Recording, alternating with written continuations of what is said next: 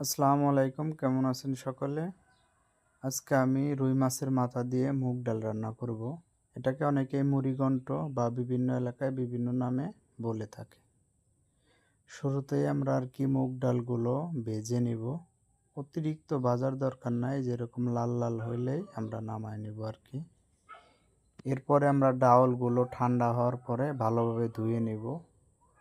একবারে বেশি ধোয়ার দরকার নাই, কারণ তাহলে যে ভাজার পরে যে ঘ্রাণটা আসছে ঘ্রাণটা চলে যাবে। একবার আপনারা একটু ভালোভাবে ধুয়ে নেবেন।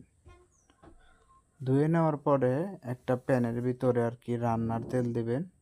এরপরে একটা তেজপাতা দিয়ে দিবেন, আর দারুচিনির একটা একটা টুকরা দিয়ে দিচ্ছি আমি।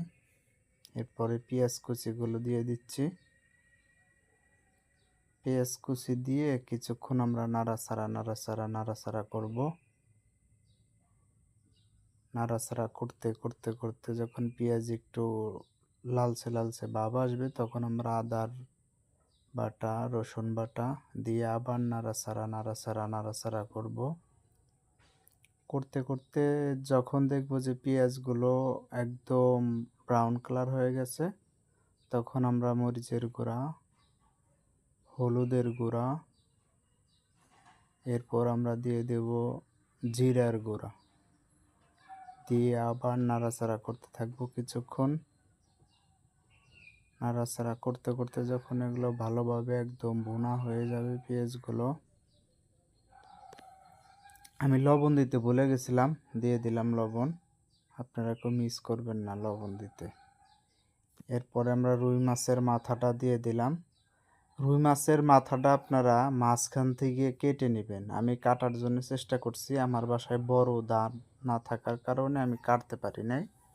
এই কারণে আমি এই যে উল্টায় পাল্টায় এটারে ভালোভাবে ভুনা করতেছি।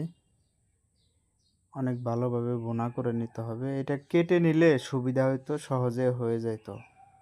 যাই হোক, আমার মাছের মাথা হয়ে গেছে। এরপর মাছের মাথাটা ভালো করে ভেঙে দিতে হবে। ভেঙে দিয়ে এরপরে আমরা যে ডাউলটা ধুয়ে রাখছিলাম এই ডাউলটা দিয়ে দেব। ডাউলটা দেওয়ার পরে আবার বেশ কিছু সময় আমরা এই ডাউলটা এভাবে নাড়াচাড়া করব। নাড়াচাড়া বেশ কিছুক্ষণ করার পরে এরপরে যায়া আমরা পানি দিয়ে দেব। পরিমাণ মতো দিবেন। আপনি ডাউলটা কীরকম ঘন রাখবেন বা কীরকম পাতলা রাখবেন সেই হিসাবে আপনি পানি দিয়ে দিবেন। পানি দেওয়া হয়ে গেলে এরপর একটু নাড়াচাড়া করে এটাকে 20-25 মিনিটের জন্য ঢেকে রাখতে হবে।